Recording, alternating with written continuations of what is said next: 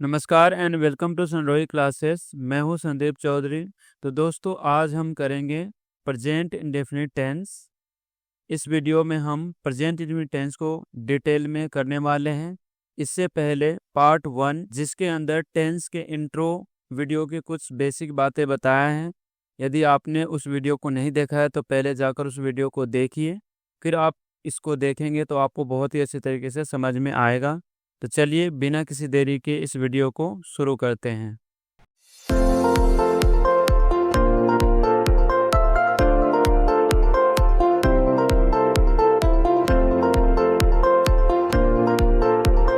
Present indefinite tense. तो सबसे पहले हम डेफिनेशन देखते हैं। प्रेजेंट इंडेफिनिट टेंस वह समय होता है जिसमें किसी कार्य के रोजाना होने या सामान्य सत्य को व्यक्त किया जाता है। इसे साधारण वर्तमान काल कहा जाता है।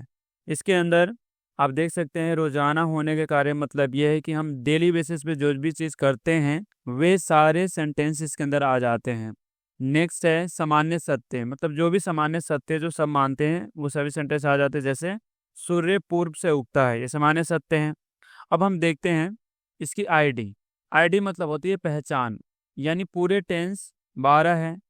अब हम कैसे पहचानेंगे कि कौन सा इंडेफिनिट है कंटिन्यूअस है, तो उसके लिए हमें आईडी को ध्यान देना पड़ता है। मतलब कि कोई भी वाक्य जिसके अंत में ता है, ती है, ते है आए तो उसे प्रेजेंट इंडेफिनिट टेंस कहा जाता है। आप इस सेंटेंस में भी देख सकते हैं राम स्कूल जाता है, मतलब ता है। सूर्य पूर्व से उगता है, इसमें भी ता है। तुम किताब पढ़ते हो, इसमें भी ते हो लास्ट में आ रहे। तो ये सभी सेंटेंस क्या है, प्रेजेंट इंडेफिनिट टेंस के हैं। तो मैं आशा करता हूँ कि आपको प्रेजेंट इंडेफिनिट टेंस के जो सेंटेंस होते हैं वो आपको समझ में आया होगा। तो चलिए अब हम चलते हैं नेक्स्ट पेज पर। इस पेज पे सब्जेक्ट दिया गया है। जैसे कि आपको पहले से ही सिंगुलर सब्जेक्ट और प्लूरल सब्जेक्ट का ज्ञान है, आपको बस ये ध्यान देना है कि सिंगुलर सब्जेक्ट के साथ डज लगता है, प्लूरल सब्जेक्ट के साथ डू लगता है और आई के साथ डू लगता है। आपको अच्छे तरीके से सिंगुलर सब्जेक्ट और प्लूरल सब्जेक्ट याद होना चाहिए, तभी आप उसके अकॉर्डिंग डज एंड डू को लगा सकते हैं। तो चलिए अब हम चलते हैं नेक्स्ट पेज पर। इस पेज पे हम सिंपल सेंटेंस को डिटेल में करने वाले हैं, यानी सिंपल सेंटेंस रूल को। अब देखिए कि सिंपल सेंटेंस रूल को मैंने दो भागों में बांटा है, plural subject and singular subject. यानी अगर वाक्य प्लूरल सब्जेक्ट से है तो ऊपर वाला रूल लगाना है, ठीक है। अगर सिंगुलर सब्जेक्ट है वाक्य में तो नीचे वाला आपको रूल लगाना है। क्यों? क्योंकि इसमें एस एस का फर्क है। ऑल द वर्ब्स, यानी कोई भी वर्ब आए तो उसमें आपको एस लगा के उसको प्लूरल बना देना है। लेकिन यदि वर्ब के अंत में एस, एस एच, जेड, ओ, सी एच और एक्स आए तो उसके अंदर आपको ई एस लगाना है। और ये कब करना है? जब हमें सिंगुलर सब्जेक्ट के रूल लगाने की आवश्यकता हो। तो चलिए अब एक एक करके सेंटेंस को ट्रांसलेट करते हैं। पहला सेंटेंस है तुम किताब पढ़ते हो।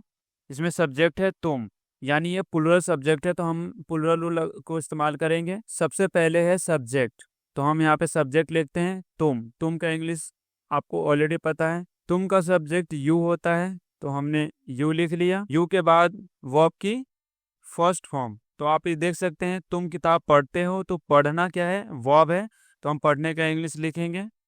पढ़ने का इंग्लिश होता है रीड। यू रीड, और क्या आप पढ़ते हैं? तो आ जाएगा बुक।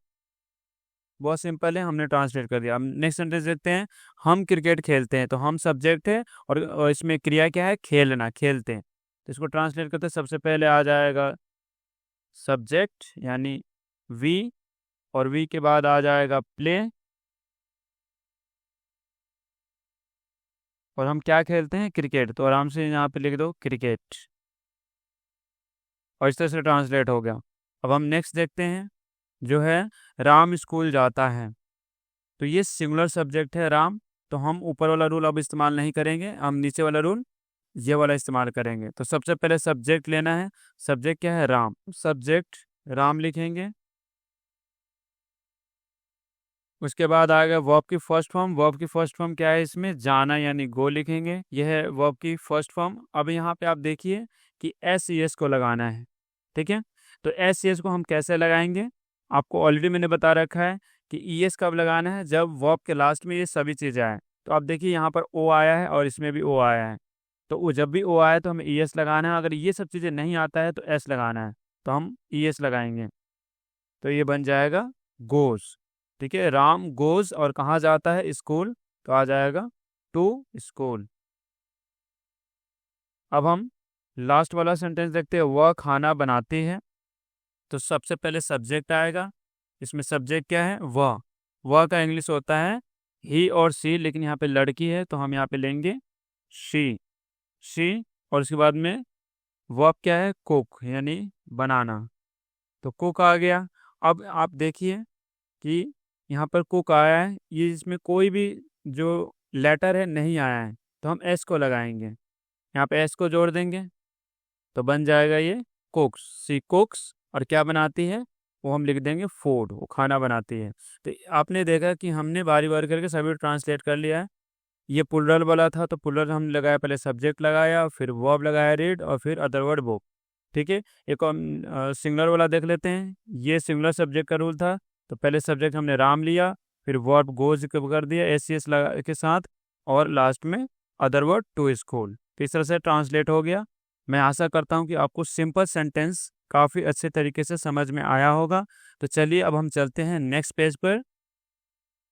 इस पेज पे हम नेगेटिव रूल करेंगे। ये भी बहुत इजी है। पहले लेना है सब्जेक्ट, फिर डू डज नॉट, वर्ब की फर्स्ट फॉर्म अदर वर्ड। ठीक है, आपको पता होना चाहिए कि सिंगुलर सब्जेक्ट के साथ डज इस्तेमाल करते हैं, प्लुरल सब्जेक्ट के साथ डू इस्तेमाल करते हैं। तो चलिए एक एक करके ट्रांसलेट करते हैं। सबसे पहला सेंटेंस है राम स्कूल नहीं जाता है। तो सब्जेक्ट है राम, और ये नेगेटिव सेंटेंस है तो हम नेगेटिव रूल को बारी बारी से इस्तेमाल करेंगे। पहला सेंटेंस है राम स्कूल नहीं जाता है, तो इसको हम ट्रांसलेट करते हैं। सबसे पहले सब्जेक्ट है, तो सब्जेक्ट है क्या? राम, तो हम लिख देंगे राम। और डू डज में से यहाँ पर आ जाएगा डज, क्योंकि सिंगुलर सब्जेक्ट में डज लगाते हैं। Ram does not go to school. तो आपने देखा कि सबसे पहले हमने सब्जेक्ट राम लिया, डू डज में से हमने डज लिया क्योंकि सिंगुलर सब्जेक्ट लगते हैं, यहाँ पे नोट ले लिया। चौथे नंबर पे गो ले लिया, और अदर वर्ड है टू स्कूल। इस तरह से हमारा पूरा सेंटेंस ट्रांसलेट हो गया। अब नेक्स्ट सेंटेंस देखते हैं। वह खाना नहीं बनाती है, तो इसमें सब्जेक्ट है शी, क्योंकि लड़की है वो। शी के साथ डज आएगा। शी डज नॉट कुक, तो क्या नहीं बनाती है? फूड। तो ये आपका बन गया food. She does not cook food. अब हम देखते हैं नेक्स्ट सेंटेंस। तुम किताब नहीं पढ़ते हो। तो सबसे पहले सब्जेक्ट लेंगे, तुम का इंग्लिश होता है यू, और यू के साथ आता है do. You do not read, अब क्या नहीं पढ़ते हैं? बुक, तो हम आराम से आप लिख देंगे बुक। अब हम नेक्स्ट देखते हैं। हम क्रिकेट नहीं खेलते, तो हम का इंग्लिश होता है पहले सब्जेक्ट वी, और वी के साथ डू आएगा क्योंकि प्लुरल सब्जेक्ट है। वी डू नॉट, अब क्या नहीं करते हैं? खेलते हैं नहीं है, तो प्ले। और क्या नहीं खेलते हैं? Cricket. We do not play cricket. आपने देखा कि हमने बारी बारी से ट्रांसलेट कर लिया।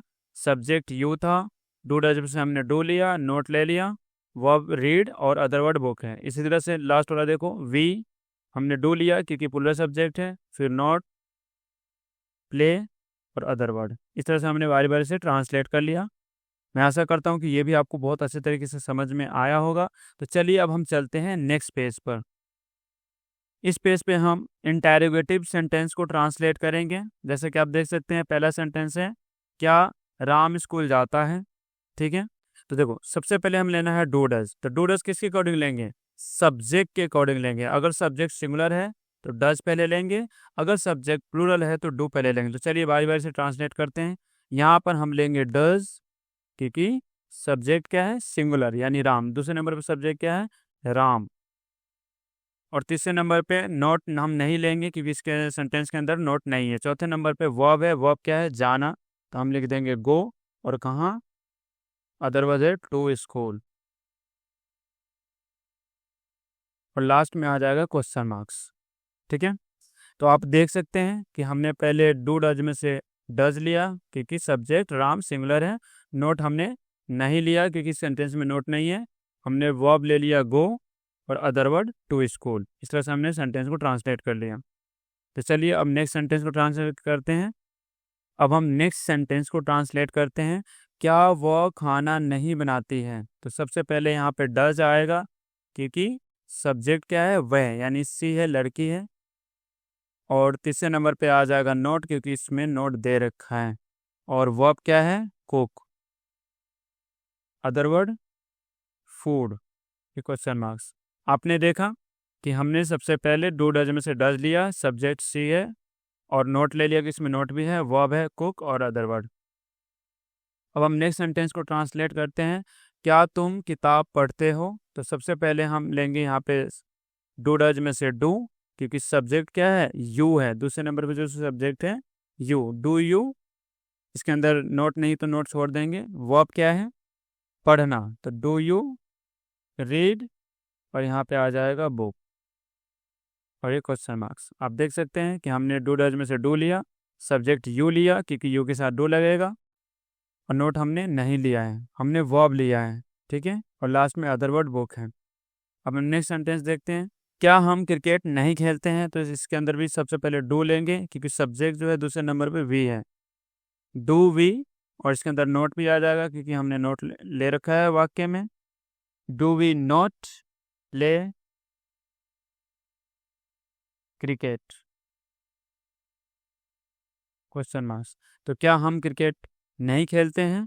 तो इसका सेंटेंस डू डज में से हमने डू ले लिया, सब्जेक्ट वी है, वी के साथ डू लगता है, नोट भी हमने ले लिया कि वाक्य में नोट है, और प्ले है वर्ब हमारा, अदर वर्ड क्या है, क्रिकेट।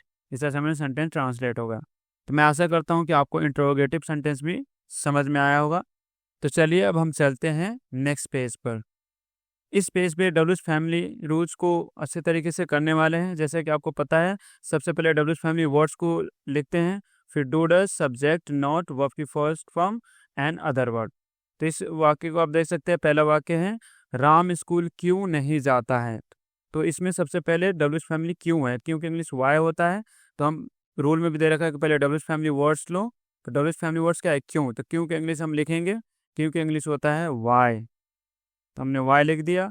डू डज में से यहाँ पर डज आया, क्योंकि जो सब्जेक्ट है वो सिंगुलर है, सब्जेक्ट है राम। तीसरे नंबर पे हमने राम ले लिया। चौथे नंबर पे नोट है, तो नोट भी हमने ले लिया। पांचवें नंबर पे वर्ब है, वर्ब क्या है बताइए, वर्ब है जाना, यानी हम ले लिया गो। और अदर वर्ड क्या है, स्कूल, तो टू स्कूल। और इस तरह से हमने ट्रांसलेट कर लिया। चलिए अब आपको एक एक करके बताता हूँ। डब्ल्यूज फैमिली वाई ले लिया, डू डज में से हमने डज लिया क्योंकि सब्जेक्ट राम है, सिंगुलर सब्जेक्ट, नोट भी ले लिया, verb and other word to school. इस तरह से हमारा सेंटेंस ट्रांसलेट हो गया। तो अब हम नेक्स्ट बारी बारी से एक एक करके ट्रांसलेट करते हैं। वह खाना कैसे बनाती है? तो सबसे पहले हम डब्ल्यूज फैमिली वर्ड लेंगे। जैसे कि आपको पता है कैसे, कैसे का इंग्लिश होता है हाउ, तो यहाँ पे आ जाएगा हाउ। और डू डज में से यहाँ पे आ जाएगा डज, क्योंकि जो सब्जेक्ट है वो है she. How does she, note तो है नहीं, छोड़ देंगे। नेक्स्ट लिखेंगे कुक फूड, मतलब वो खाना कैसे बनाती है। आप देख सकते हैं हमने डब्ल्यू फैमिली में हाउ ले लिया, डू डज में से हमने डज लिया क्योंकि जो सब्जेक्ट है सी है, नोट हमने नहीं लिया क्योंकि इसमें नोट नहीं है, वर्ब है कुक और अदर वर्ड है फूड। तो अब नेक्स्ट सेंटेंस हम देखते हैं, तुम किताब कब पढ़ते हो? तो इसमें डब्ल्यू फैमिली कब है, तो इसको सबसे पहले हम लिखेंगे। कब का इंग्लिश होता है व्हेन, और यहाँ पे आ जाएगा डू क्योंकि जो सब्जेक्ट है यू है, तीसरे नंबर पे। चौथे नंबर पे नोट को छोड़ देंगे। पांचवें नंबर पे वर्ब है, तो वर्ब होता है रीड, पढ़ना। और लास्ट में अदर वर्ड क्या है, बुक, तो हमने बुक लिख दिया, क्वेश्चन मार्क्स। आप देख सकते हैं एक एक करके मैं फिर से बता देता। डॉलिस फैमिली हमने वैन ले लिया, डू डज में से डू लिया क्योंकि सब्जेक्ट यू है, नोट हमने छोड़ दिया, और वर्ब हमने रीड, और अदर वर्ड बुक हो गया। लास्ट सेंटेंस देखते हैं, हम क्रिकेट क्यों खेलते हैं? तो इसके अंदर डब्ल्यूज फैमिली क्यों है, तो सबसे पहले डब्ल्यूज फैमिली हम वर्ड लेंगे। क्यों का इंग्लिश होता है वाई। डू डज में से यहाँ पर हम लेंगे डू क्योंकि सब्जेक्ट क्या है वी, वी पूरा सब्जेक्ट होता है, और इसके अंदर नोट को हम छोड़ देंगे। वर्ब क्या है प्ले, और अदर वर्ड है क्रिकेट। आप देख सकते हैं कि सब डब्ल्यू फैमिली में हमने वाई ले लिया क्योंकि क्यों है, डू डज में से हमने डू लिया क्योंकि सब्जेक्ट वी है, और हमने नोट को नहीं लिया है क्योंकि इसके अंदर नोट नहीं है, वर्ब हमने प्ले ले लिया, और अदर वर्ड क्रिकेट। इस तरह से ट्रांसलेट हो गया। तो मैं आशा करता हूँ कि आपको डब्ल्यूज फैमिली भी अच्छे तरीके से समझ में आया होगा। तो चलिए अब हम चलते हैं नेक्स्ट पेज पर। इस पेज पे एक्सरसाइज है। जैसे कि आप देख सकते हैं कि मैंने 12 सेंटेंस ले रखा है। मैं किताब पढ़ता हूँ, वह तेज नहीं दौड़ता है। तो ये सभी सेंटेंस है, आपको अकॉर्डिंग टू रूल इस्तेमाल करने हैं और इसको ट्रांसलेट करने हैं। अगर सिंगुलर सब्जेक्ट है तो सिंगुलर रूल लगाइए, प्लूरल है तो प्लूरल, यदि इंटेरोगेटिव सेंटेंस हैं तो इंटेरोगेटिव रूल लगाइए। और आप कोशिश कीजिए कि सभी सेंटेंस को ट्रांसलेट करके कमेंट में भेजिए, ताकि मैं वहां से चेक करके बताऊं कि कितना आपका सही है और गलत। तो चलिए इसी के साथ ही वीडियो को समाप्त करते हैं। नमस्कार।